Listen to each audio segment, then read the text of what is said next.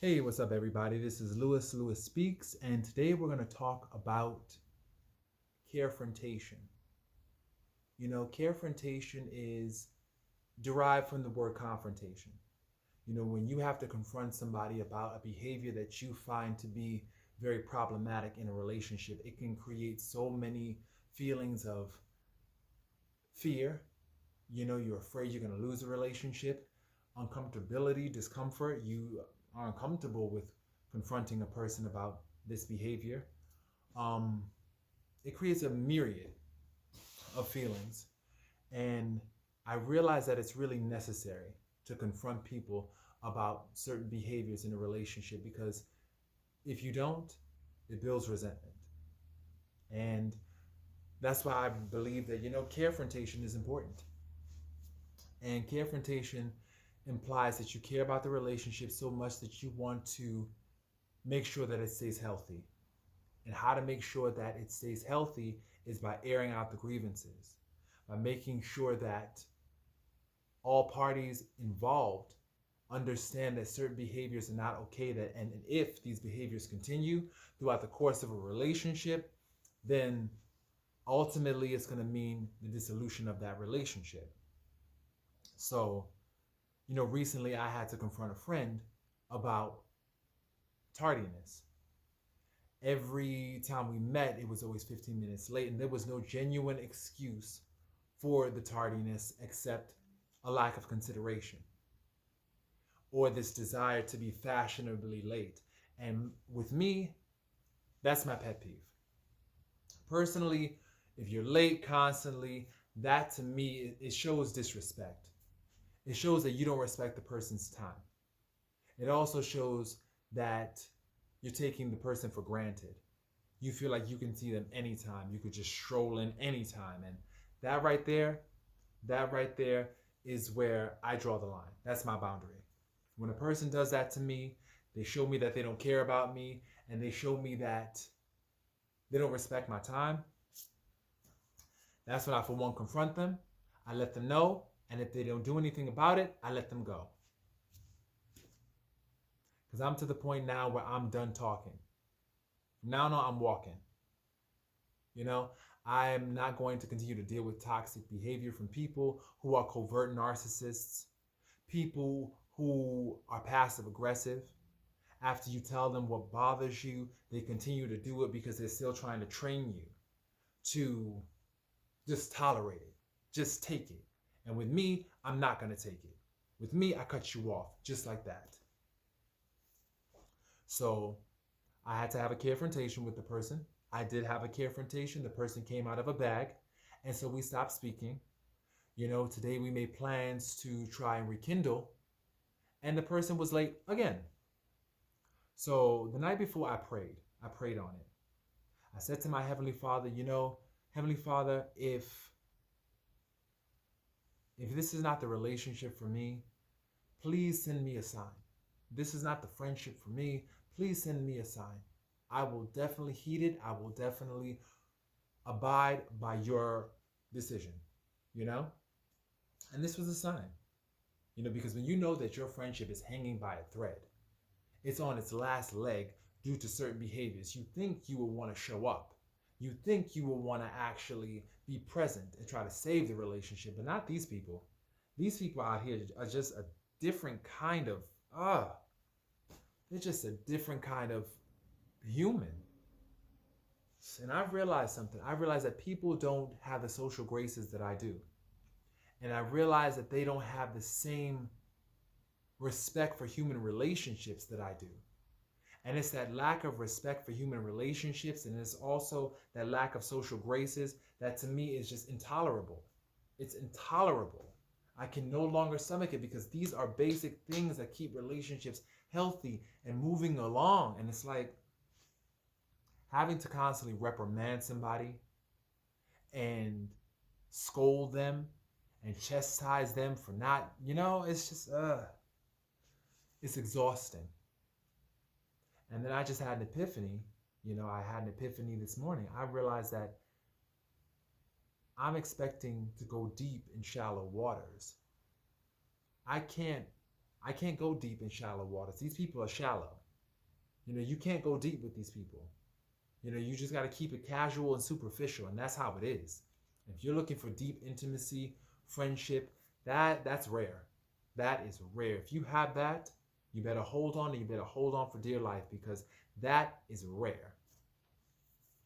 And I think that it's essential part of intimacy in relationships is being able to confront and carefront someone about what they're doing that you really don't like.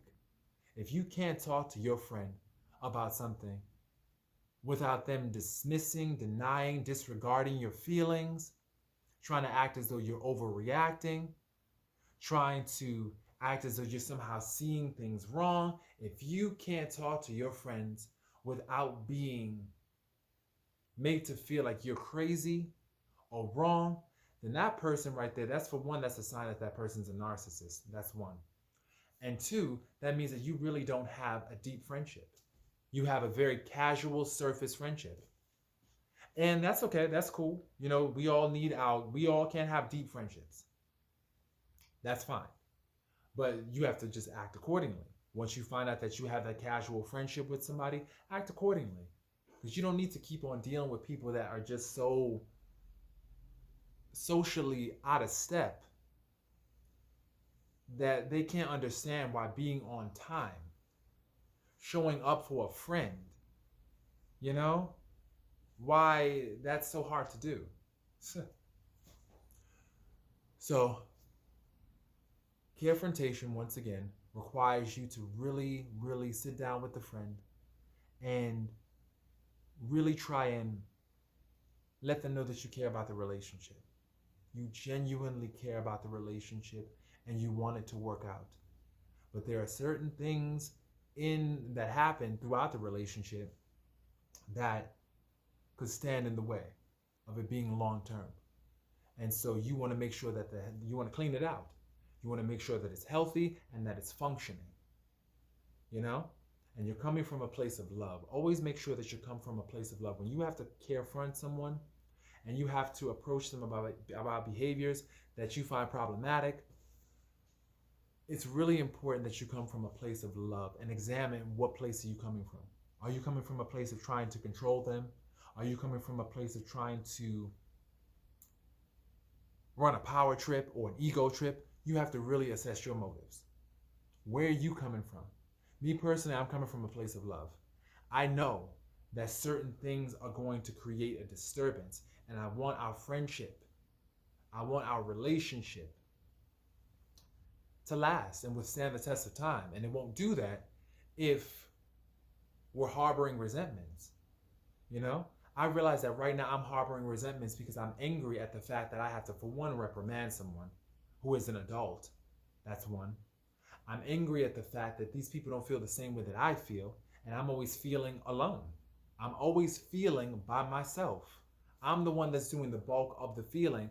Why aren't they feeling the same way that I'm feeling? Why am I always the one left holding the freaking emotional bag? That's why I'm feeling resentment. And I think that also I haven't been honest with how certain things have been affecting me. And I think that that's why also I hold that resentment. And it's important to be honest. And right now I'm being honest. I do have resentment because I just don't feel that people feel the same way for me that I feel for them. And when you're in these one-sided situationships or friendships or relationships, you end up feeling shortchanged.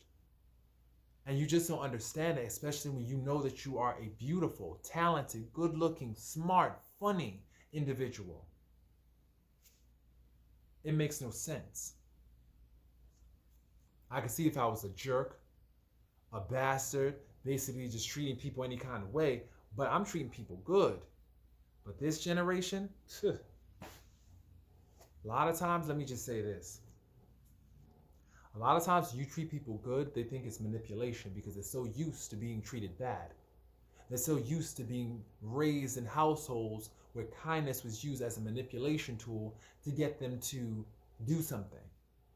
They really do not respond to genuine kindness. People these days are just so twisted, and they're so broken and damaged. And it's only when you, especially with the covert narcissist, you have to be careful, because with some people, they seem to be okay. The other people don't have a problem with them. But with you, they have a problem because they're threatened by you. With let me just say it, covert narcissists, if they're threatened by you, you're going to have a problem with them. It's only the ones that they're not threatened by that they can have smooth sailing with. You know?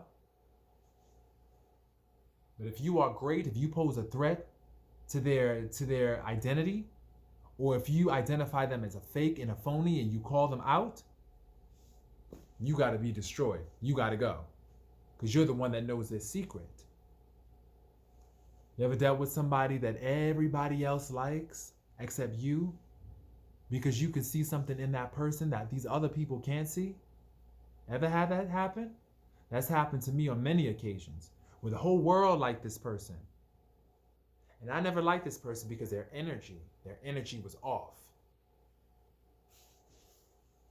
And then lo and behold, after these other people got a whiff of this person's energy and their counterfeit personality, all of a sudden, I didn't look so crazy. Because before, I was the one looking like I was overreacting. I was the one jumping to conclusions. When in actuality, these people, they just didn't see what I saw, you know? So never let someone talk you out of your feelings. If you know that there's somebody in your life who just doesn't give you good vibes, don't let other people, just because they get along with that person, or just because they have a different, I guess, experience with that person, don't let them talk you out of your feelings, because your feelings are genuine. Stick to your guns. But the purpose of this video was Carefrontation. I hope that you have some tools in order to confront the friends and relationships in your life that you find to be problematic. The goal is always to make sure that your relationships are healthy. Anything that stands in the way of a healthy relationship, that's got to be explored, examined, and worked on. And if a person is not willing to work on those behaviors, well, they got to go. Point blank. So this is Lewis Speaks, wishing everybody a wonderful, wonderful day. Peace, y'all.